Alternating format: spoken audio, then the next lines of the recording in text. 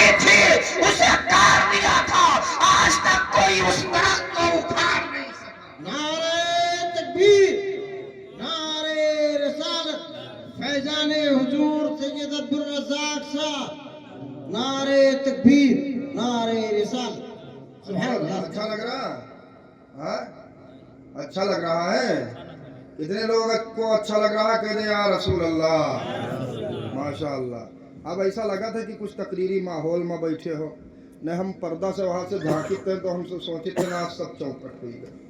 مولانا شہاب الدین کی محنتیں آج برباد ہو جائیں گی، لیکن سید عبدالرزاق میاں کا جب فیضان جاری ہوا، سید معین الحق کاظمی مدث اللہ العالی کی سرپرستی عام ہوئی، یہ جلسہ کامیاب ہو گیا۔ اب میں جس آیے کریمہ کی تلاوت کیا تھا اس کا ترجمہ کر دوں، بس انشاءاللہ العزیز پروگرام کو ختم کیا جائے گا۔ اللہ تبارک و تعالیٰ قرآن میں فرماتا یا ایھا الذین آمنوا اتقوا اللہ، اے ایمان والو اللہ سے ڈرو، وکونوا مع الصادقین، اور سچوں کے ساتھ ہو جاؤ۔ اللہ کس سے فرما رہا ہے؟ یا ایھا الذین نہیں کہا کہ اے لوگو، یا ایھا الناس نہیں کہا اے لوگو، یا ایھا الانسان نہیں کہا اے انسانو، بلکہ اللہ فرما رہا ہے یا ایھا الذین آمنوا، اے ایمان والو، واتقوا اللہ، اللہ سے ڈرو، اتقوا اللہ، اللہ سے ڈرو، وکونوا مع الصادقین، اور سچوں کے ساتھ ہو۔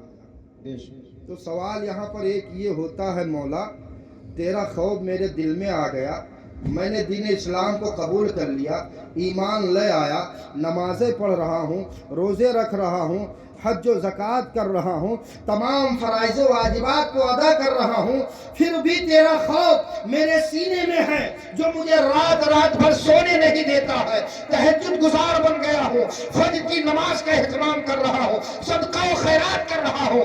اے مولا، ساری عبادتیں کرنے کے باوجود بھی تو یہ کیوں فرما رہا ہے کہ اے ایمان والو اللہ سے ڈرو، وَكُونُوا مَعَ الصَّادِقِينَ، اور سچوں کے ساتھ ہو جاؤ۔ اے مولا کیا تیرا ڈر کافی نہیں تھا؟ اے مولا کیا نمازیں کافی نہیں تھی؟ اے مولا کیا روزے کافی نہیں تھے؟ اے مولا حج و زکوٰۃ کافی نہیں تھے؟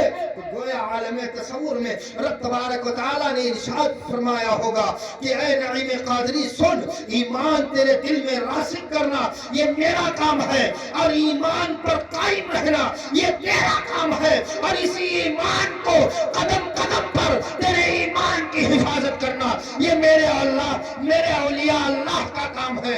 اس لیے اگر چاہتے ہو کہ تمہارے دل میں ایمان سلامت رہے تو اللہ والوں کے دامن سے وابستہ ہو جاؤ، تمہارا ایمان بھی برقرار رہے گا، تمہارا عمل بھی محفوظ رہے گا۔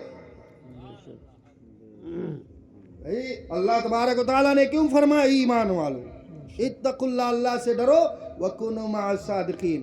ایک جھلک میں دکھا دوں کہ اللہ والے ایمان کی حفاظت کیسے کرتے ہیں۔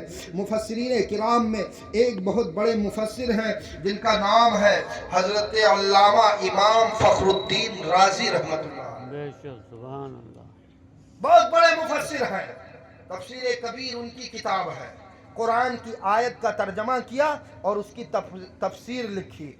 علامہ امام فخر الدین رازی رحمۃ اللہ علیہ جب مرض المرگ طاری ہوا تو شیطان حاضر ہو گیا، کہنے لگا ہے فخر الدین رازی، تم نے دنیا میں بہت مناظرے کیے اور دنیا میں تم نے اللہ کو ایک مانا، کیا اللہ کو ایک ماننے کی کوئی دلیل ہے؟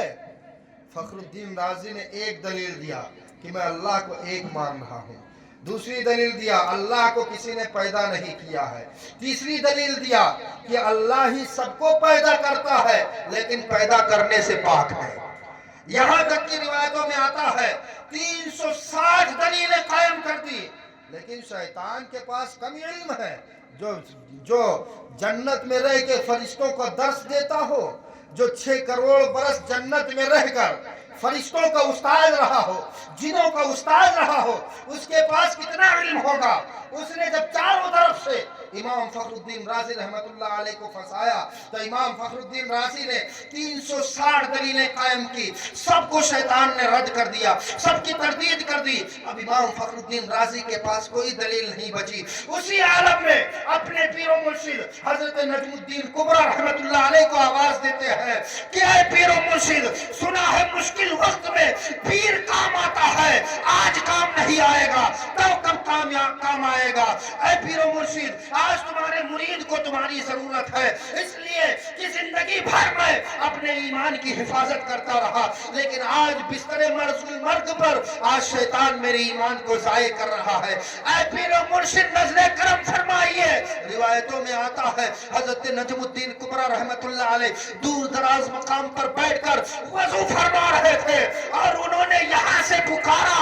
इमाम नजमुद्दीन कुबरा ने वहां से सुन लिया और वजू का लोटा फेंक कर मारा और इरशाद फरमाया, ऐ राजी, शैतान से ये क्यों नहीं कह देते हो कि मैं खुदा को बगैर दलील के अपने दिल में एक मानता हूँ। फखरुद्दीन ये क्यों नहीं कह देते कि मैं खुदा को बगैर दलील के मानता हूँ। इमाम फखरुद्दीन राजी की बारगाह में पीर और मुर्शिद का वो लोटा आया और जो ही आपने फरमाया शैतान, मैं अपने खुदा को बगैर दलील के एक मानता हूँ, शैतान फौरन भाग गया। बताओ पीर और मुर्शिद की रूहानियत काम आई कि नहीं काम आई। जिंदगी का सरमाया यही है कि मरने के वक्त ईमान सलामत रहे। आप रोजा, नमाज, हज, ज़कात, दीगर इबादतों का आपके पास समरा नहीं है, ठीक है, लेकिन आपका अगर ईमान सलामत होगा तो ठोकाई पिटाई हो के जन्नत तक पहुंच जाइए, पहुंचियो कि ना पहुंचियो।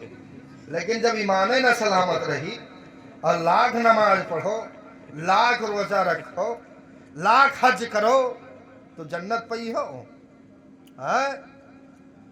जन्नत में जाना चाहते हो अपने मुर्शिद से दिली मोहब्बत रखो। सैयद मुईनुल हक काज़मी के हाथों में अपना हाथ दिया है, ये नियत करके ना दो कि मैं मुसाफा कर रहा हूं, इसके बाद मेरा हाथ मेरी हाथ में आ जाएगा, बल्कि ये नियत करो कि पीरो मुर्शिद, जिस तरह आज मैंने दुनिया में तुम्हारे हाथ में अपना हाथ दे दिया है, इसे हाथ मत समझना, ये मेरी इज्जत और आबरू है, दुनिया में भी मेरी आबरू की लाज रखना और क़यामत का दिन होगा रसूलुल्लाह की उम्मत में मुझे शुमार करके मुझे भी अपने साथ जन्नत में लेकर चले।